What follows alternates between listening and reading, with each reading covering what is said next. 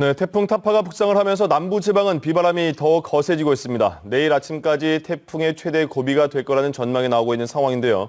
자, 자세한 상황 K웨더의 이재정 예보팀장 연결해서 알아보겠습니다. 팀장님 나와 계십니까? 네, 안녕하세요. 예. 자, 태풍 영향 비바람 더 세지고 있는데 지금 태풍 정확히 어디쯤을 지나고 있고 그 위력은 어떻게 됩니까? 네, 제17호 태풍 타파는 지난 19일 오후 오키나와 남쪽 해상에서 만들어져 고온의 해수역을 느린 속도로 통과하며 그 세력을 점차 키워왔고요. 예. 오키나와 북서쪽 해상과 서귀포 남쪽 해상을 지난 어제 오후부터 오늘 새벽까지 강한 세력을 유지하였는데 지금은 그때보다 그 세력이 조금 약해진 중형 태풍으로 제주도 동쪽 해상을 시속 약 40km 내외의 속도로 통과 중에 있습니다. 아, 예.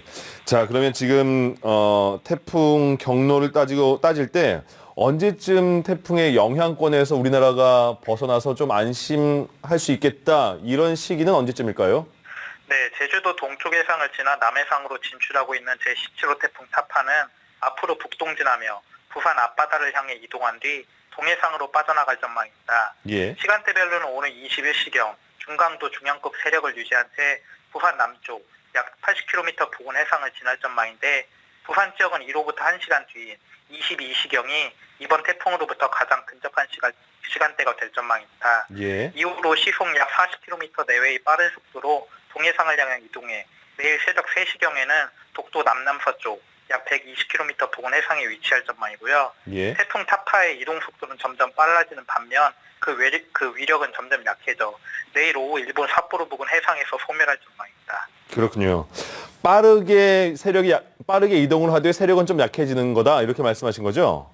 네, 그렇습니다. 예. 자, 이번 태풍 타파를 보면 지난 2016년 발생한 차바와 많이 비교를 합니다. 이동 경로가 비슷하다, 이런 일단 첫 번째 이유가 나왔는데 당시의 피해 상황, 차바와 피해 상황과 이번에 타파의 피해 상황을 비교하면 어느 정도 위력일까요?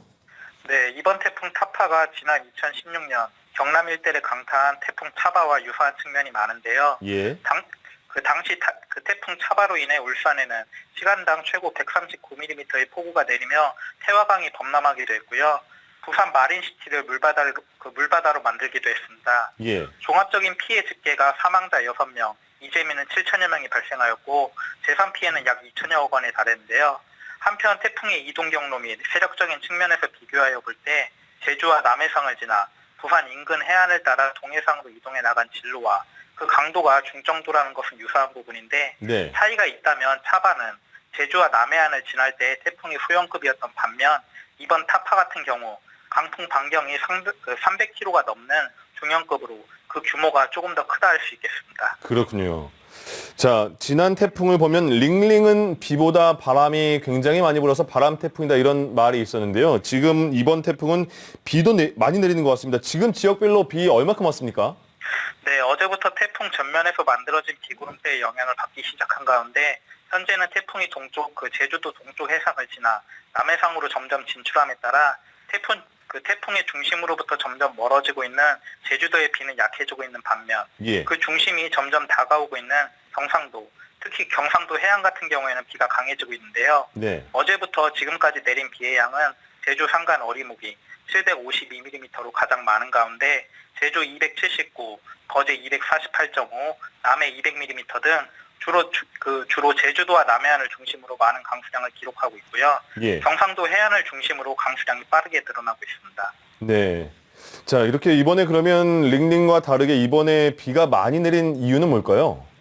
네, 태풍의 직접적인 영향을 받기 전인 어제와 오늘 오전부터 지금까지 강하고 많은 비가 내리게 된 원인은 우리나라 상공으로 위치하고 있는 건조하고 찬 공기 때문입니다. 예. 이 차고 건조한 공기가 태풍 전면으로부터 공급된 고온 다습한 공기와 만나면서 강한 비구름이 발달하게 되었고요. 예. 이 비구름이 해안이나 산간 등의 지형적인 효과까지 더해져 더욱 강해지게 되었습니다. 예. 앞으로 지역별로는 내일 오전까지 강원 영동과 경상도, 울릉도 독도가 50에서 150mm, 경상 동해안은 200mm 이상이 더 내릴 전망이고요. 네. 강원 영서 남부와 충북, 전라도, 제주도는 20에서 60mm, 강원 영서 북부와 경기 남부, 충남은 5에서 20mm의 비가 더 내릴 전망입니다. 네. 이번엔 비도 많이 오지만 바람도 무시할 수 없을 만큼 세게 부는 거죠? 네, 그렇습니다. 예. 태풍 타파가 중강도의 중형급 세력을 유지한 채 남해상과 동해상을 근접해 이동해 나갈 전망이기 때문에 네. 바람도 매우 강할 전망입니다.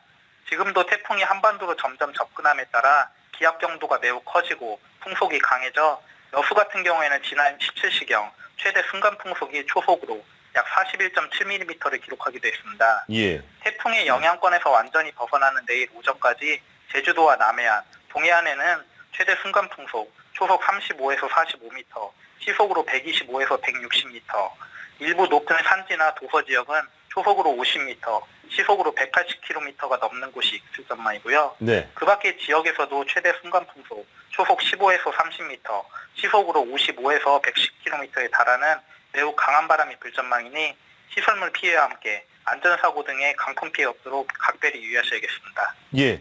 지금 마지막에 말씀해 주신 그 유의점을 지금 전해 주셔야겠습니다. 왜냐하면 지금의 태풍이 영향권에 들고 있는 상황이기 때문에 어떻게 대비를 해야 하는지, 어떻게 대처를 해야 하는지 알려주시죠.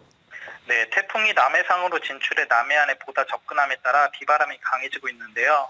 이로 인해 전국 곳곳에서 시설물에 의한 인명피해와 함께 침수피해가 속출하고 있습니다. 네. 최근 가을 장마와 태풍으로 인해 지반이 약해진 상태에서 다시 많은 비가 예상됨에 따라 산사태나 축대 붕괴 등이 발생할 가능성이 높은 만큼 이 점 철저히 대비하셔야겠고요. 예. 또한 태풍이 근접해 이동해 나가는 시기와 남해안의 만조 시기가 겹쳐 매우 높은 물결이 해안가나 방파제를 넘을 가능성이 높은 만큼 해안가와 그 저지대는 침수로 인한 피해 없도록 미리 차량 등을 이동하시고 대피하는 것이 좋겠습니다.